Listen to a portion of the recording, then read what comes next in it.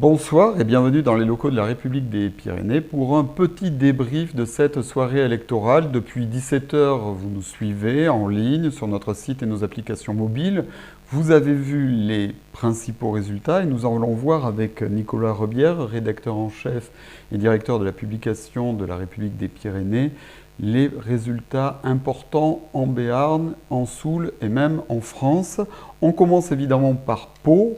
Pau marqué par la victoire large de François Bayrou. Au moment où nous vous parlons, il manque encore un bureau. Nous sommes à 55,5% des voix pour François Bayrou face à Jérôme Marbeau qui fait quand même un score honorable supérieur à celui du candidat socialiste de 2014.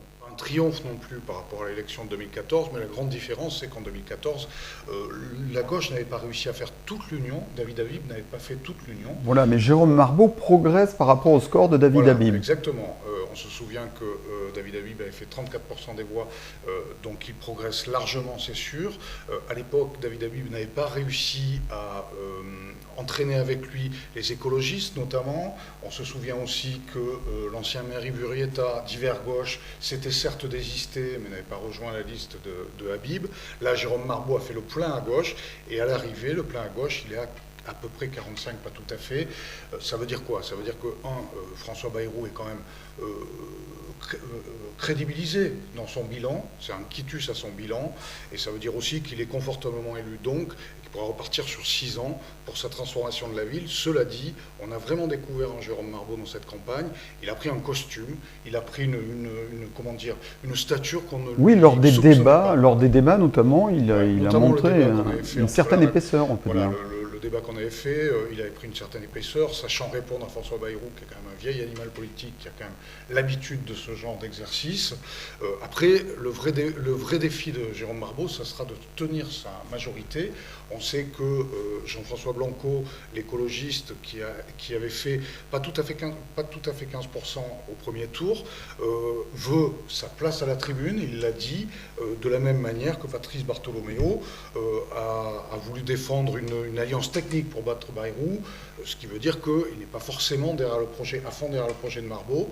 La question, c'est est-ce que Marbeau tiendra cette opposition ou est-ce qu'on va la voir éclater au cours du mandat? Ça sera une vraie question. On voit qu'il y a eu une vague verte partout, dans plusieurs villes de France, mais pas en Béarn. Alors pas en Béarn, ni même dans les Pyrénées-Atlantiques. Il faut voir. D'abord, la vague verte, il faut l'analyser comme un phénomène qui se voit globalement au niveau national dans les grandes villes, dans les grandes métropoles. Effectivement, les grandes métropoles. Bordeaux, quand même. Lyon a basculé vers un maire écologiste. Bordeaux, depuis 1945, c'était des maires RPR, LR, UMP, selon que, en tout cas des maires gaullistes. Bordeaux, c'est un coup de tonnerre, on va dire, en Nouvelle-Aquitaine. Mais on sait aussi que, par exemple, Nancy, que Strasbourg auront des maires écologistes. Besançon, exactement. Certains, mais là, on arrive dans des métropoles, en fait, et on voit que la vague verte, elle est surtout dans les métropoles. Si vous analysez dans les Pyrénées-Atlantiques, en Béarn et Soule, par exemple, on n'a aucun maire véritablement qui s'est défini comme vert dans les villes principales qui soit élu. Vous avez Jean-François Blanco qui était troisième et second à gauche au premier tour à Pau. On peut dire que la liste citoyenne d'Oloron qui termine 4e à Oloron et qui portait, on va dire, le plus ses valeurs écologistes, même si tout le monde finalement se dit écologiste en ce moment, ça il n'y a pas de problème. On a vu lors de la campagne à Pau, tout le monde voulait faire du vélo. Malgré tout, n'a pas fait un énorme score. Et en fait, on se rend compte qu'en Béarn et Soule et dans les Pyrénées-Atlantiques, on est plutôt dans l'ancien monde, si on doit dire ça comme ça. Je ne voudrais pas que ce soit mal pris, mais c'est-à-dire qu'en revanche, on voit des équilibres plus tranchés entre droite et gauche. Et d'ailleurs, à la lumière des élections de 2014, des municipales de 2014, on pourrait dire que la gauche relève la tête. On va peut-être passer à Oloron. Voilà, c'est la transition naturelle. Oloron également, Bernard Ituri qui l'emporte devant Hervé Luc Béreil. Il l'emporte avec 43,42% des voix pour 33,82% des voix. C'est-à-dire que le siphonnage des voix de Daniel Lacrampe opéré par Hervé Luc Béreil a marché un peu, mais ça n'a pas suffi. Voilà, il a marché un peu, mais il n'a pas tout à fait réussi. On se souvient que 2 colistiers de Daniel Lacrampe, comme des coups de théâtre à Oloron, ont annoncé qu'ils ne voteraient pas Daniel Lacrampe au second tour. Ceci dit, ils sont restés que 2 finalement. Et ce qu'on voit dans ce scrutin d'Oloron, c'est ce dont on pouvait se douter. C'est-à-dire que la dernière fois, on se souvient quand même, Hervé Béreille gagne parce qu'il fusionne avec Daniel Lacrampe. Et ensuite, les 2 hommes n'arrivent pas à s'entendre. L'un va à la communauté de communes du Piémont oloronnais, l'autre reste maire d'Oloron, et ils se regardent en chien de faïence. Pour le coup, là, Daniel Lacrampe a maintenu sa liste.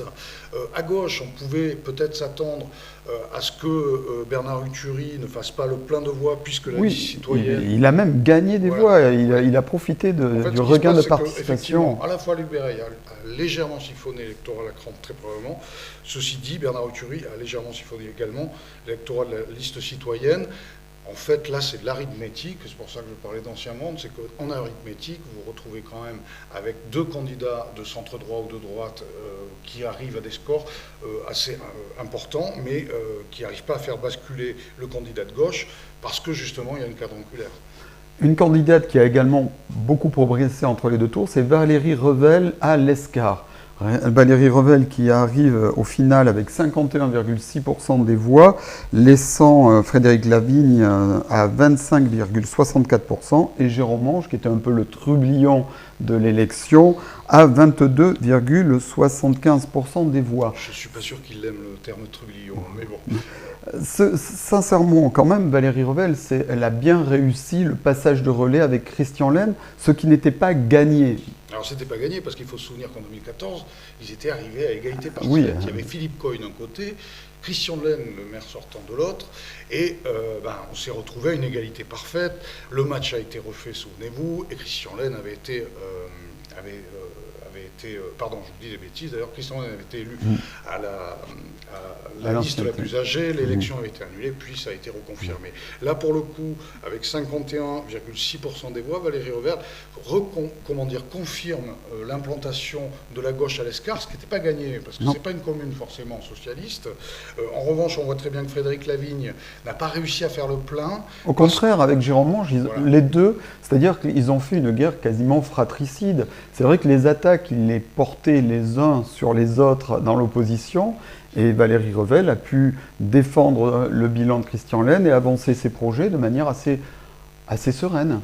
Oui, c'est-à-dire que là encore, le fait que, on va dire droite et centre, même si il ne le disait pas forcément, n'avance pas unis, ça n'a pas arrangé les choses. On se souvient aussi qu'en 2014, la figure de Philippe Coy, quelqu'un de très implanté en Béarn, avait joué aussi, et ce qui avait donné ce résultat à 50-50.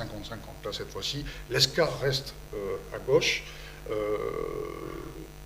On a parlé des verts, on va parler des rouges maintenant, puisque nous avons dans les Pyrénées-Atlantiques un maire communiste, Louis Labado. Il a attendu 77 ans pour arriver à la mairie. Il a nettement progressé, il a profité de la dynamique du premier tour. Là, ce soir, il arrive avec 40,35% des voix devant le maire sortant, Michel Etchebest, avec une baisse aussi du score de Beñat Elkegaray entre les 2 tours. C'est un symbole. Alors c'est un symbole, c'est quand même le symbole, comment il s'appelle, Olivier d'Artigol, sur Twitter, qui a été longtemps porte-parole du Parti communiste, il ne l'est plus, qui a été longtemps également responsable de la Fédé, a tenu à souligner finalement la longévité de l'engagement qui finit par payer, effectivement. Louis Labado devient maire de Mauléon. C'est le seul maire communiste, en tout cas affiché comme tel, dans les Pyrénées-Atlantiques d'une commune importante. On se souvient qu'il y avait des foyers du côté de Tarnos, notamment, il y avait des foyers communistes. Mais c'est vrai que là, pour le coup, c'est une vraie surprise, même si on le sentait venir depuis le premier tour. On voit qu'il y a eu un éparpillement des voix plutôt au centre, à droite. Voilà, et qu'en revanche, à gauche, la gauche unie a réussi à s'imposer. La gauche unie avec une personnalité. Louis Labado, c'est aussi une personnalité. Certes, il a une étiquette politique, mais c'est aussi... il faisait partie du paysage. Voilà, il faisait partie du paysage depuis de nombreuses années. Rapidement, à Salis de Béarn, donc c'est Thierry Cabane, qui est le nouveau maire, qui a capter l'héritage serre-cousinet, on peut dire ça comme ça, où il y a eu une petite inversion entre les deux tours. Et il coiffe Laurent Sainte-Cluc au poteau et Nicolas Benegui arrive en 3e position avec 10% des suffrages. Une autre surprise, alors là c'est encore, après la surprise ou pas de Mourenx, c'est encore un coup dur pour David Habib, puisque un de ses lieutenants, Philippe Garcia, à Arthez de Béarn, qui était un maire de longue date d'Arthez, a été battu ce soir. Oui, tout à fait. D'ailleurs, le vainqueur Jean-Pierre Escoutelou, à la sortie dirigeant d'une PME, là, il s'est déclaré satisfait, et on le comprend, et il rajoute, d'autant qu'il n'y avait pas n'importe qui en face. Effectivement, Philippe Garcia, c'était pas n'importe qui, c'était le maire emblématique d'Arthez. Oui, qui a longtemps siégé au département également. Ah, exactement, il a été conseiller général à l'époque, on disait très longtemps. C'était c'est un fidèle de David Habib. Un lieutenant même, on peut le dire. Voilà, c'est un lieutenant de David Habib, et il ne fait que 48,36% des voix pour cette élection, ce second tour. On était à l'ouest de Pau, on passe rapidement à l'est avec l'élection de Gérard Trémège qui est élu pour un 4e mandat. Il y avait suspense ou pas à Tarbes? Visiblement, il n'y avait pas suspense. Malgré tout, on sait que Gérard Trémège a quelques ennuis, on va dire, avec la justice, quelques mises en examen. Il a même été jugé dans une affaire, alors là, pas en tant que maire, mais quelques jours, 15 jours, 3 semaines avant le premier tour. Ça n'a pas empêché les électeurs tarbais de conforter leur maire LR. Il faut dire aussi que, il y a là aussi les choses, les voix se sont un peu opposition divisée. Une opposition divisée. Il y avait d'un côté un tandem d'anciens adjoints, Myriam Mendes et Pierre Nagonel, qui arrivent second avec 24,2% des voix, et Hervé Charles, 3e, à 23% des voix. Voilà.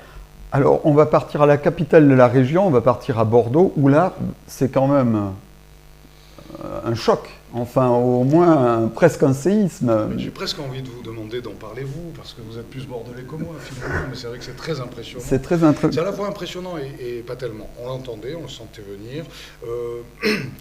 Nicolas Forion et pas Alain Juppé. D'abord, il faut le dire. Est-ce que Juppé était parti, on le sait, et avait laissé la place à ce jeune maire que les Bordelais ne connaissaient pas forcément. Souvenez-vous, il s'était acheté des 4x3 à Bordeaux pour dire « je suis votre nouveau maire ». Parce que il avait un réel déficit de notoriété, ça c'est évident. Et en revanche, Pierre Hermic, lui, il a une bonne notoriété. Voilà, ça faisait longtemps qu'il faisait de la politique, et puis je crois qu'à Bordeaux, comme dans ces grandes villes, comme Lyon, comme Strasbourg, comme ces métropoles, la vague verte est là, et elle a même déferlé dans le port de la Lune, ce qui est quand même historique dans une Bordeaux qui fut longtemps belle endormie et plutôt bourgeoise, et qui se réveille bobo et verte.